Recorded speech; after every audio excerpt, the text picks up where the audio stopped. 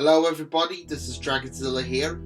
Happy New Year, 2022 is here, and let's hope that it will be better than 2020 and early to mid 21. But anyway, today I'm going to be reviewing one of the figures that I got for Christmas, and that is the Bandai Movie Monster series Gorosaurus.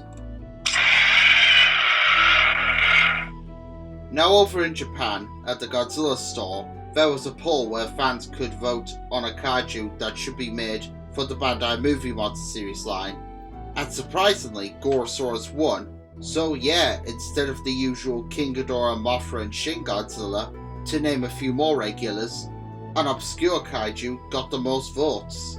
This figure is basically a replica of Bandai's original Gorosaurus model that was made for the 8-inch line back in 1993, but updated and shrunk down to 6 inches, or in this case 5 inches. You'll see what I mean when we do the sizing later. But anyway, let's get on with the review. Gorosaurus, the primeval monster's first appearance was in King Kong Escapes, which was released in 1967. And he was basically a homage to the Tyrannosaurus from the original 1933 King Kong movie. However, Gorosaurus is proudly meant to be based on the Allosaurus, which is my favourite dinosaur, fun fact. And his second appearance was in Destroy All Monsters, which came out a year later, and he was one of the kaiju who took part in the Battle of Mount Fuji to defeat King Ghidorah, where he used his legendary kangaroo kick on the three-headed devil. And movie-wise, he's only appeared so far in 2 films, not counting stock footage or Go Godman, as that was a TV show I believe. He was going to be in Godzilla Final Wars, but was swapped out for Zilla, and although he sadly did not appear in Godzilla Singular Point, he was at least referenced in the form of Godzilla Terrestrius, one of the forms I do not have in the collection at the time of making this video, but oh well. Onto the figure itself. Now I think that this is a great model and an excellent representation of the character, despite the fact that Playmates have already done a Gorosaurus figure of their own, and many folks say that they prefer that model over this one, as it's apparently more screen accurate, but personally I actually like Bandai's a lot more, because I think that they were going for this is how Toho pictured Gorosaurus to look like, but of course the suit would have been heavy, and as a result the actor wouldn't want to stand in this pose for a very long time. It's why in the movies Gorosaurus is upright instead of hunched over, at least that's my theory.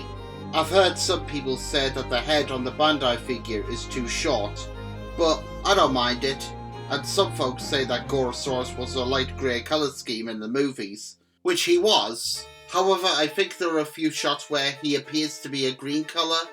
Either that, or there are some promotional images where the suit appears to be green, where in reality it was light grey.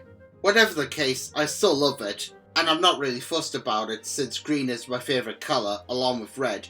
However, what I will point out is that the spines on his back and the sharp point at the end of his tail should be born white. This is a common error with Bandai. They'll either spray down the back until reaching halfway at the tail, or in the case of Gorosaurus here, not at all. But if you're a customizer, then you could always just paint the figure to how it should look.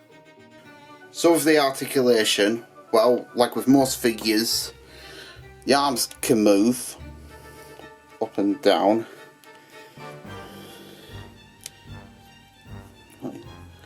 And so can the legs, though they don't go all the way up and down. Yeah, I'm not going to try that because it looks a bit awkward. And the tail can like also rotate. This is actually my first time I'm going to go with this. So rotate back. And as for the head, it doesn't move. Yeah, the articulation segment is always my least favourite part of these videos. Now for sizing. As I said earlier, the new Gorosaurus is part of the 6-inch line, but he appears to be 5 inches. And what do I mean by that? Well, here he is with the Revoltech Gigan, and even though neither kaiju came face to face with each other, even though that would have been awesome if they did, Gigan is roughly the same height, and I think this might be correct. Either that or Gigan should be taller.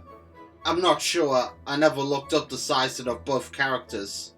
So here he is with the NECA Godzilla 64, who we all know as Mosagoji, and as you can see, Gorosaurus is dwarfed by him, where in Destroy All Monsters I believe he was the same size as the Big G, and Gorosaurus was the monster who seemed to be giving advice to Godzilla, so if Godzilla is the king of the monsters, then Gorosaurus would be the advisor. Here he is with Kong from the Monsterverse, and even though it's the wrong incarnation of the 8th wonder of the world, he still looks great. And here he is with the NECA King Kong, as well as the Pteranodon and Pit Monster from Skull Island.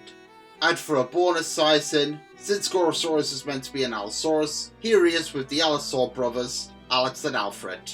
So what are my final thoughts on the Bandai Movie Monster series Gorosaurus? Despite not being 100% screen accurate, I think it's one of the best figures to come out during these difficult times. And like I said earlier, it's an updated version of the 8-inch figure that came out back in 1993. So if you have that model, then you're not missing out much. If you want a screen accurate representation of the primeval monster, then I would go for the Playmates figure. But if you need a 6-inch Gorosaurus figure, but you don't care for Playmates, or you cannot find or afford the YMSF version, then I would highly recommend getting this figure for your collection. This is Dragonzilla signing out. Take care, Happy New Year, and I'll see you all next time. Bye for now.